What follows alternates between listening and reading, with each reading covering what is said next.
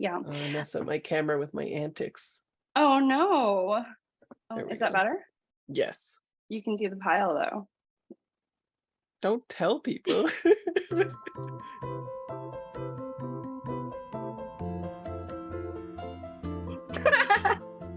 yeah. Hi, Fraser. Hello. Welcome back to my channel. Thank you. Thanks for having me. Yeah, it's been a minute, I feel. Yes. It's been at least a week till I've seen your face. It's true. I mean, on Zoom, because we do watch each other's videos. So That's true. So what are we doing today?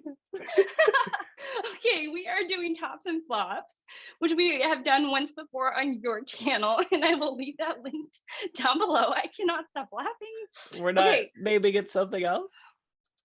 No. No? It's not floppies and toppies?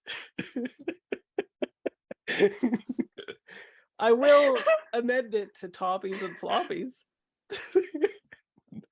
No? Well, I mean, Okay. maybe. Well, I'll consider it. Use your voice. It's a did- democracy, people. Tell her what you want. No, but usually you get to you are campaigning for this title, and now I need to think about it in order to make an informed decision. That is how democracy works. It is definitely worth considering. I will definitely consider it. And if anybody else has opinions about the name of this, tops and flops, or toppies and floppies, or floppies and toppies, let us know. So if you've never been here before, Tops and Flops is where we talk about 3 standout books for the month and whatever books disappointed us, up to 3 books for the disappointments. And this is something that we started, and we're alternating the videos on each other's channels. So this is Fraser Simons of the channel Springboard Thought, and yeah, this is what we do every month now. So this is how we do. This is how we do it. So this is for July. Okay, so the book that you thought about the most. Me first? Mm-hmm. Okay. Do you want to guess? Yes. I am going to guess Mercury Pictures Presents. Nope. Yeah, it is. It is that. Oh, is it? Oh, I didn't Yes. get it right. Oh my gosh, I'm so excited. Wow. Yes. I was going to name something else too. By Anthony really? Marra. Mm-hmm. Yeah, Anthony Marra. I left, but I came back. Yes. Okay, so this was the book that you thought about the most? Yes. Can you give us a brief summary and then tell us why you thought about it the most? Sure. Well, for number 1, I thought about it the most because it was robbed in the Booker Prize. I was like pretty sure. The Booker Prize long list? Yes, it should have been on there, especially, you know, something like, I don't know, Booth, or small things like this could have been. But anyway. So you were like angry for Anthony Marra and Mercury Pictures Presents because it was robbed the position on the long list for the Booker. Yeah. It could have been the marketing. Yeah. Maybe the judges never picked it up because they were like, what? Oh, true. Yes.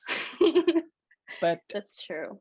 This is a story predominantly about a woman who is an immigrant from Italy and her mother, except that it is mostly centered on her adult life to begin with, and then it digresses into like all these other also immigrant stories that somehow interact with Mercury Pictures Presents as well. Oh. It's not super about the films that they make, except for like what they actually make as like a macro perspective. It's more about putting into context actual immigrant stories within the framework of something that usually doesn't portray them very well, or infantilizes them, fetishizes them, whatever, doesn't do them justice. So it's like subversive within it. And it goes into very different perspectives. Like it digresses into someone else's story in Italy at the same time as when she was younger at one time, and you just have to roll with it to see how it connects. So it's non-linear, atemporal, amazing. Okay. Yeah, you liked it, obviously. Okay. Yes. Yeah, that's exciting. I know you talked about it, and then I basically basically the internet exploded because this just came out. Yes, downloaded into your brain. Downloaded into my brain. I know, with all that extra time I have. Yeah. Do you want to guess what book I thought about the most? I don't test well. It's fine. No, I can't think of something, but I'm sure I'll know it immediately. Oh yeah, especially since it was from you, because it's Rumi is Gold. Oh, that actually does surprise me. So really? Yeah, why did you think about it the most? Well, I had this mindset that I was going to read it while on vacation. And not only did I do that, but I really took my time with it. And every poem, especially the ones I liked more, I would go back and reread. And so it was really like for, I don't know, 10 or 12 days, it was just like kind of luxuriating, but then also like sometimes flipping back and reading about, reading one of my favorite poems and thinking about it again and thinking about the line again. And I don't know. So I felt like this was sort of the perfect thing for vacation because it provided like a space to be really quiet and think about language in a place where, the setting wasn't my own, I guess. Awesome. I'm so glad you liked it. I know, it was really good. I really want to reread it already. So I really enjoyed it. Yeah. And this NYRB copy makes me love paperbacks even more because it's so like well done and sturdy and just beautifully made. Mm-hmm. That's true. NYRB killing it. Yeah. Yes. All right. What about your favorite book of the month? Yeah, stand out, right? Yeah, your standout or your fave. Mm-hmm. Yeah. Do you want to guess? You know me well. I do, but I did read a lot. I was going to think The Colony. Oh, it's a good guess. Okay, no. Okay. All right, go ahead. Oh, Memphis. Yeah, it just arrived too, just in time. Wow. Also, that's a beautiful cover. Oh, and gorgeous end papers. Yeah, this is the UK edition. I specifically got it from Book Depository because I wanted this edition. The other one is okay, but not as great. Yeah, it's a gorgeous cover. Yeah, and this just blew me away, to be honest. Like at the beginning, it feels a little bit trite because it's about a family, as you might tell, centered on Black women, 3 different generations, and it tells their story non-linearly. And generally it centers around specific moments of trauma that they have experienced. And so in the beginning, it's a little bit tropey because you're like, oh, okay, I guess we're going into one of these family generational things, right? Yeah. But it then becomes about so much more because she gives them a lot of dignity, a lot of pride, the way that they divest themselves and make their differences from the men is just astounding. And it makes it clear like who has the ability to give forgiveness, and it makes it clear that like the reader isn't that person. So it's sort of interesting for a white person to consume it because I feel like white people are really good at latching on to causes that they feel should make them angry, and they're angry on behalf of other people. And this is sort of like about that. And it's just great storytelling. The characters are really vivid. The voices were excellent. I can see why it wasn't longlisted potentially because I think the voice is really excellent, but also kind of upmarket, not super literary, which makes it more accessible. But for some of the same themes as Love Songs of W.E.B. Du Bois, I think this nails it at 1/3 of the page count. Okay. All right. So I am getting the sense that instead of reading the Love Songs of W.E.B. Du Bois, this might be a better option because it's shorter and it sounds like it does it better. Yeah, I thought it was just great. Super punchy throughout, never a dull moment. Very compelling stuff, I think. I'm definitely like it. I mean, I bought it again because I want to read it again. So yeah. I think I'm going to be full of surprises. I I don't know. I'd be surprised. What do you think my standout is, if you care to guess? I always forget. I always blank on what you've read. A month is so long. Oh, I know. Okay. I am going to guess The Girl Who Played with Fire. Oh, yeah. Okay, yeah, Yes. you were right. Yeah, because you were having a great time with that. I did. I was like having a great time with this. The Girl Who Played with Fire met me at a week that was probably not super great. I had a hard week, this month. Well, this month I had a really hard couple of weeks, and traveling and being tired and resetting and coming back home and getting like the post-travel blues, which is like a real thing apparently. Anyway, so The Girl Who Played with Fire, just the second book in Stieg Larsson's Millennium series, is fantastic. It's a crime novel through and through with really punchy like plot beats, I suppose, and great characters, and done really well. And yeah, I just loved it. I loved being back in the world. And what kind of book is it? It's what do you mean? Like, what do I call it?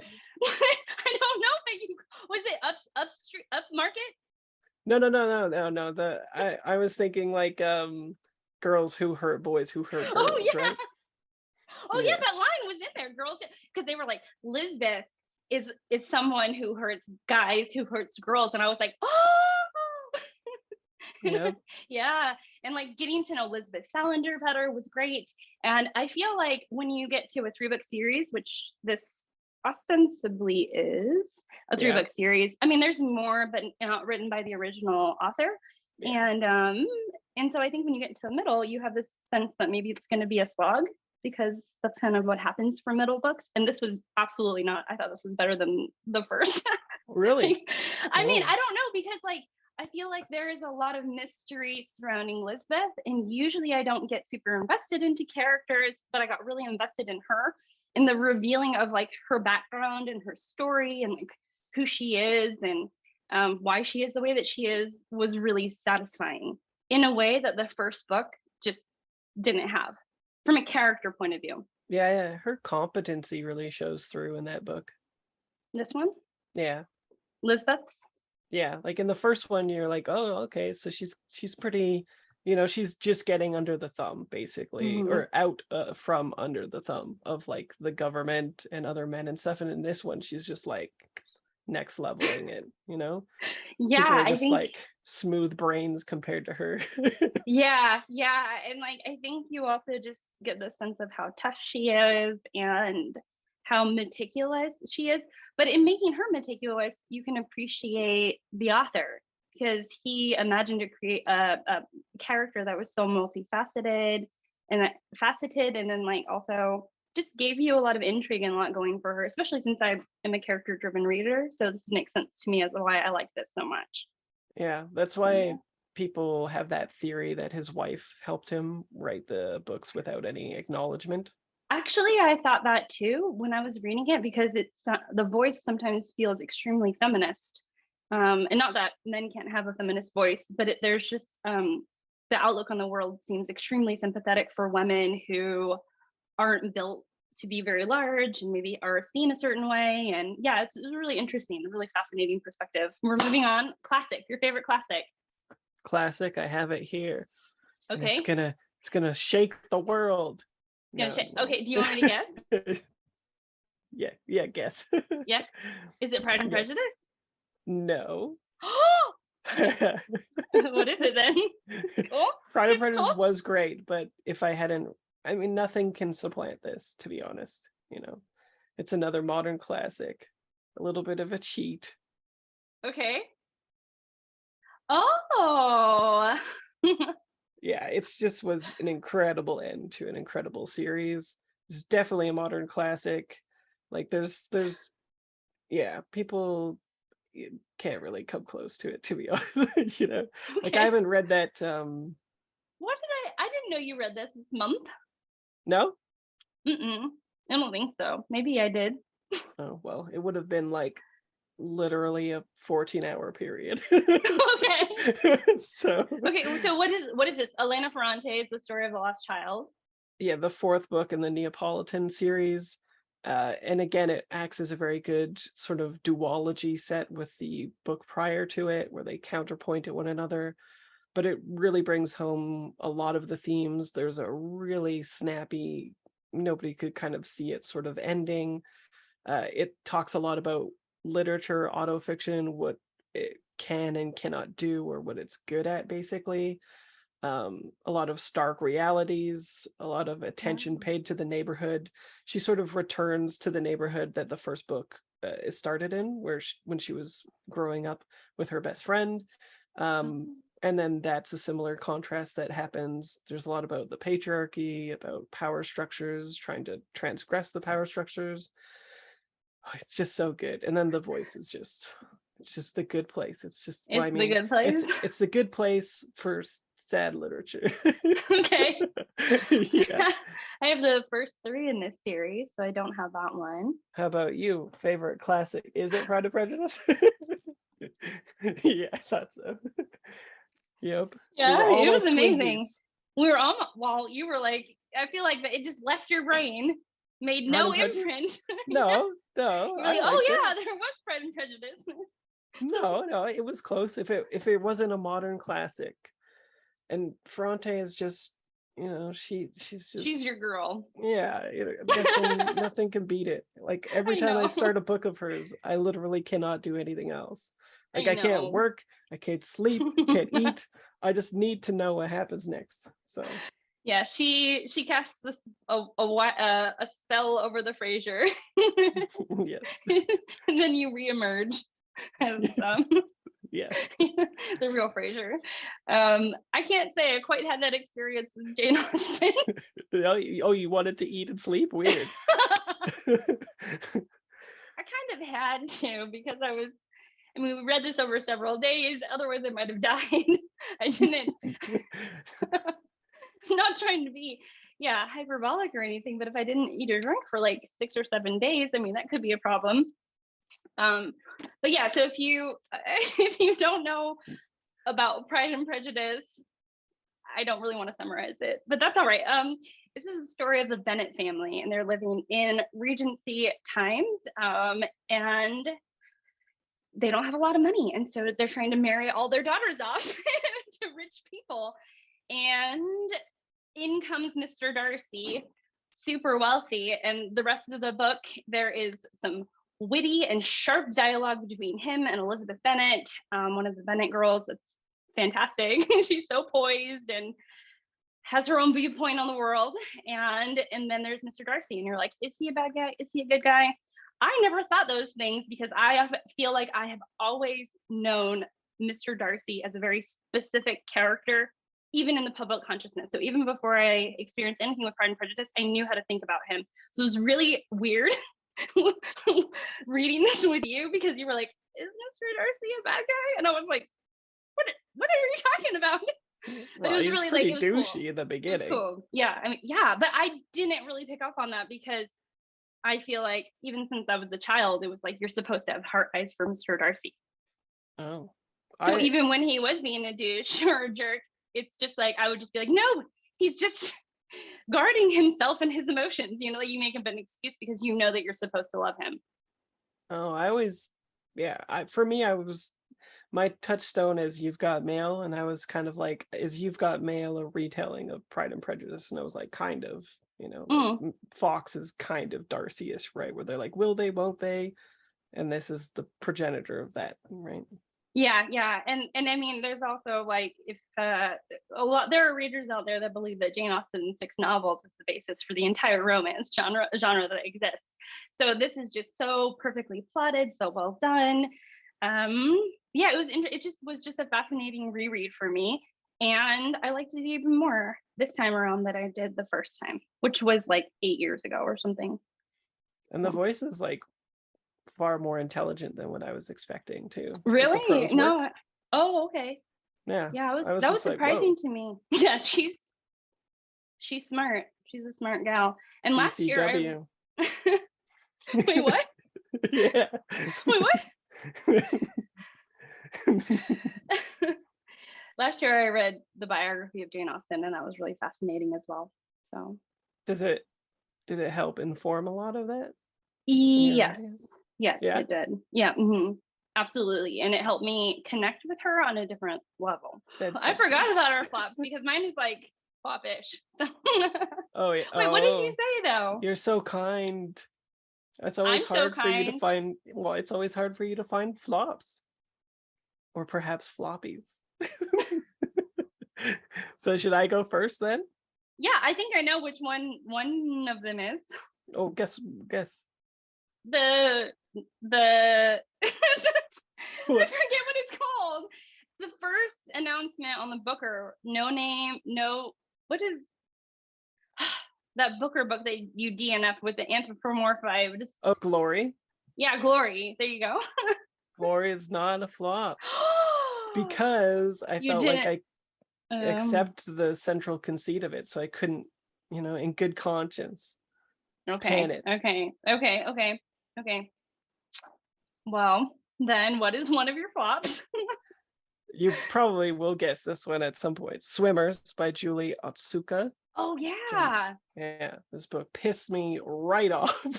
Why?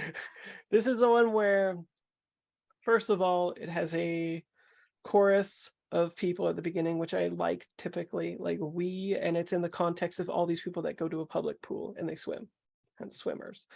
All of them are quirky, a little bit different. It contextualizes them about kind of like their central being is going to this pool and doing this workout for whatever reason, eliding anxiety, avoiding their spouse, whatever. Okay. Yeah.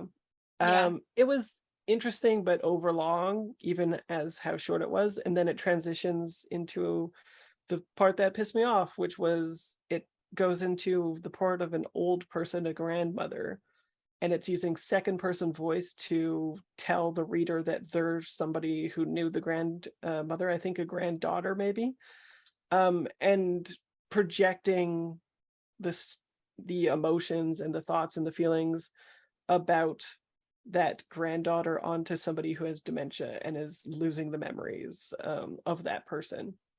And for me, that's creating a lot of dissonance. For one, my grandmother had dementia and she died. And then also, I'm not that person. Right. Like telling me I'm this person doesn't work in my brain. Like it's just, right. If I was unnamed and it was just a you doing this, maybe, because it's so hyper specific and trying to hit you there specifically, it also doesn't land the mark at all.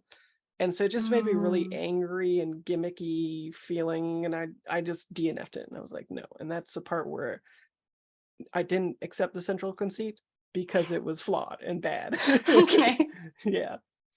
Okay. There you go. How many flops do you have? 2 more. Oh my gosh, well, I only have one, and it's flop-ish. So just tell me when you want me to insert my flop. Well, what about your other 2? Do they go together at all? Not really.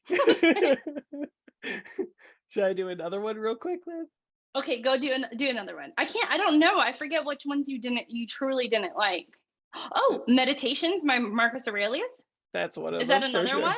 Yes. And let me see. Okay, so you didn't like Marcus Aurelius's Meditations because you felt like it was the progenitor of really bad self-help. Yeah. Yes. Self-help, and also just completely flawed. Like it's the basis for like stoicism, basically, right? Right. And stoicism is a flawed thing anyway. And we see that here a lot. He has a lot of circular logic because it was meant for him alone. Thinking through it's his things, notes, it's his diary. Yeah. That an emperor who needs to make, right? Like no other people really have this amount of privilege, this amount of, he was writing them as he was on a campaign for murder. Like, he was literally in a military campaign as he was writing these things. And he was a condoning of slave labor and believed that slaves were just, that was their lot in life, but couldn't see his logical flaws, Yeah. So it's kind of became a game of like spot the logical fallacy in that thing. And then the stuff that is good advice has naturally been incorporated into our lives through self-help manuals True. forever Yeah. anyway. So for Right. me, it was just like, decanonize this bitch, get it out of here. Yeah. Yeah. I own a copy of that in my library. So I'm just looking at it like, oh, now I have mixed feelings about you, dear book. Yeah. I didn't particularly Yeah. find it that well written either. So me. Well, yeah, it could So be what's your yours? translation. Could be your translation now, maybe. Could be. Okay, so my flop-ish is The Rise and Fall of the Third Reich by William Shirer. Which you and I were listening together and reading with Ted, my husband.